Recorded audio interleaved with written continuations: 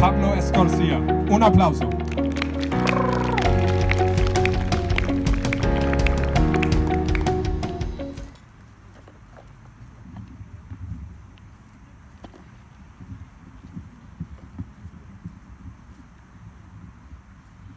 Hello, good afternoon. As Pascal was saying, my name is Pablo. And first of all, I would like to thank Pascal for the invitation, but also for putting this together. So I would like to ask you to, let's give a round of applause for Pascal. And also I would like to thank the police that is here, taking care of this Versammlung, as Pascal is saying. And then to say thank you to all of you that came here. As Pascal was saying, this is not only a party, this is not only a celebration, it's a political event. And I'm gonna share with you a little bit of why do I believe that actually this is a political event and has a political meaning. But to start, and before I go on, I would like to ask you to breathe together with me, to breathe in silence, to pay attention, to become aware of how the air is coming inside in your body and going outside.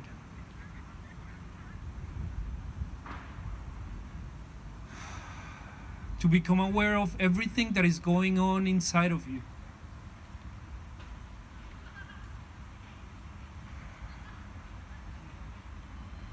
And then to become aware as well of everything that is happening around you.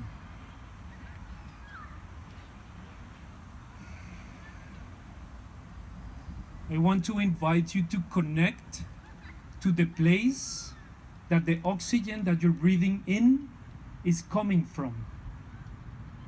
To connect to the place where the oxygen that you are breathing in is coming from.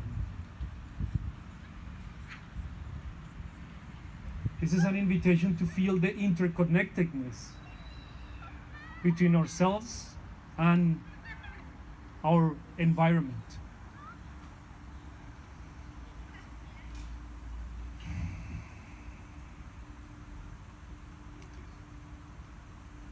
So without losing that connection that you started fostering with yourself, I want to tell you a little bit about why do I think that this kind of events are important.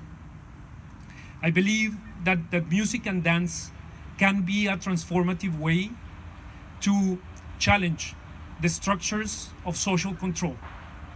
It sounds like pretty abstract, but I want to tell you what do I mean by that. First of all, I think and I feel that the world right now is on fire.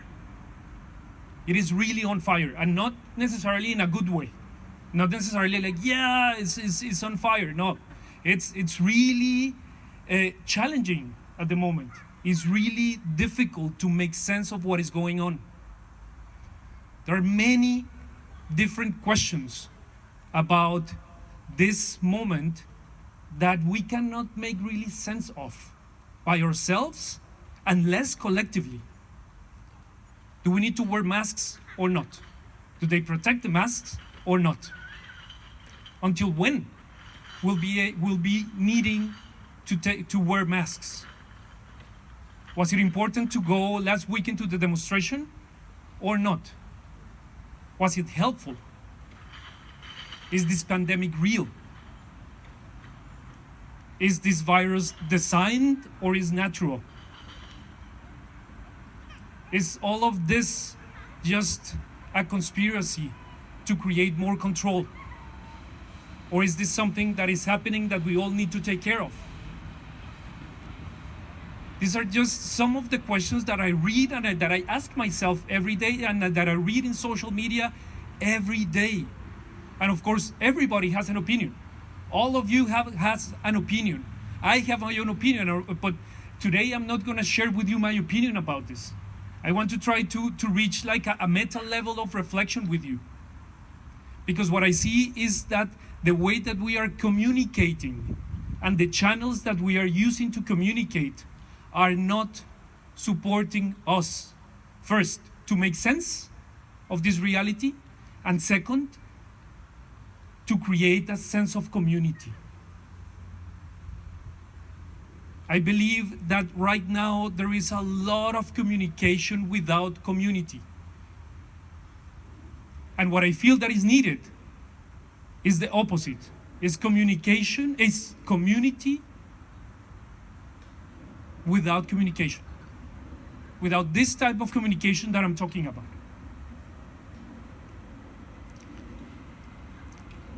I believe that we are in this situation and struggling to make sense because there is not only one truth. Each of us has a different perception of reality. Our senses are not made to experience one unique truth, are made for us to interpret, to create a perception of reality. But of course, each of us can have a different perception of reality. And this is what is happening. We're struggling to bring these perceptions together. It is really hard to create a feeling of community. And I believe that we're struggling to do this because in our society, in our way of living, there is one key element that we're missing. And this key element are rituals and ceremonies. I believe that in ancient communities, ancient cultures, ancient ways of living, they were based on these rituals and ceremonies that used to bring together the community around common symbols, in which there was not a lot of communication, there was not a lot of words, but through the experience, through the collective experience of coming together around the same symbols, a feeling of community developed. A feeling of community was embodied by everybody that took part of the rituals. I believe that this is something that we're missing. Social media is not the ideal channel to create a ritual, to enter into a ceremonial space. It's not. And I believe that 90% of all the communication, at least that I have day to day, is through social media.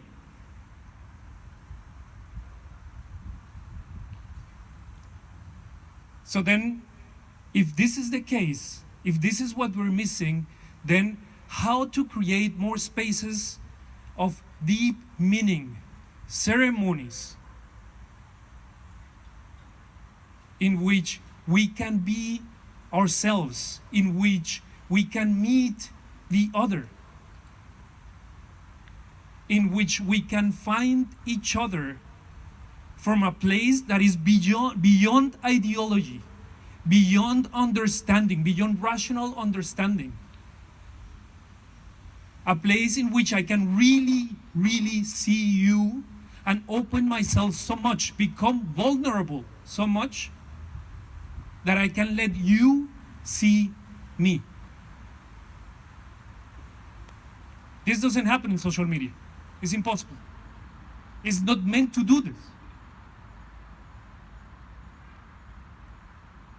I believe that this kind of event and this event has the potential to be one of these ceremonies. And I want to say this again, has the potential to be one of these ceremonies. It doesn't necessarily mean that because we're all here together, this is going to be that kind of space. As Pascal was saying, this is just not only a party. This is a political event. But this can also be a ceremony. And I believe that it can be both. That spirituality and politics doesn't necessarily need to be separated. And this is in a way evolutionary.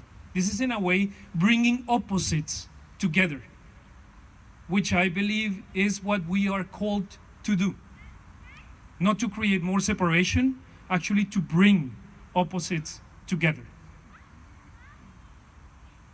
So if this is the case, if dance and music can be a ceremony to challenge the structures of social control, then I believe that we need clarity on what do we stand for.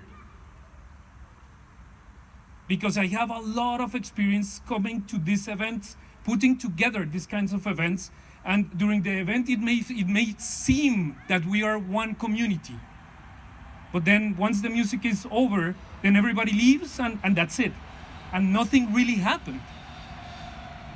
So then what? It's not only about dancing. It's not only about coming together. It's about having clarity on what we stand for as a community. And as I was saying before, I believe that we cannot access that level of wisdom only through ideology. We need to become vulnerable. We need to open up to myself, to my own experience, and to each other.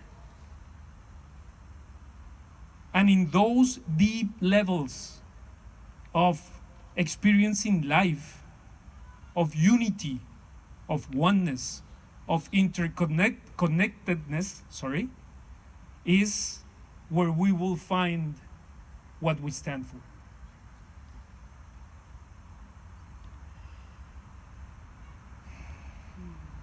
I believe that it's important to acknowledge as well, besides the hygiene regulations and measurements that are in place, that we, as humans, we have also collective needs.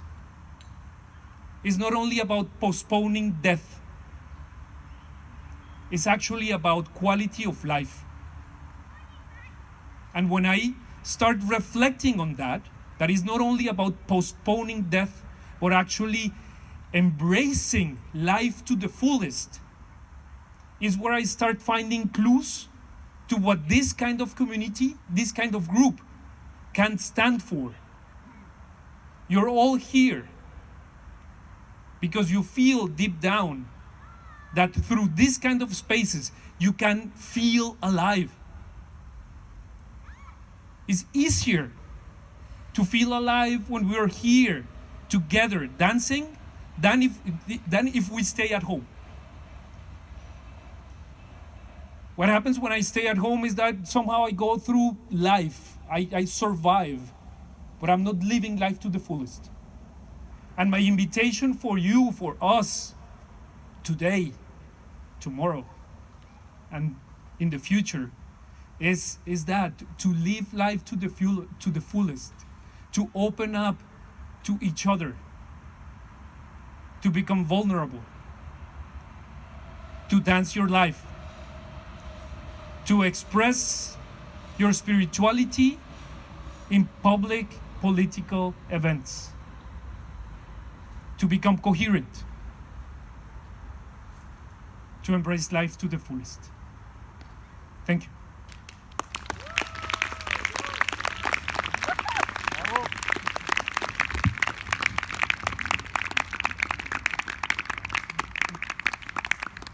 Pablo Escorcia, un aplauso.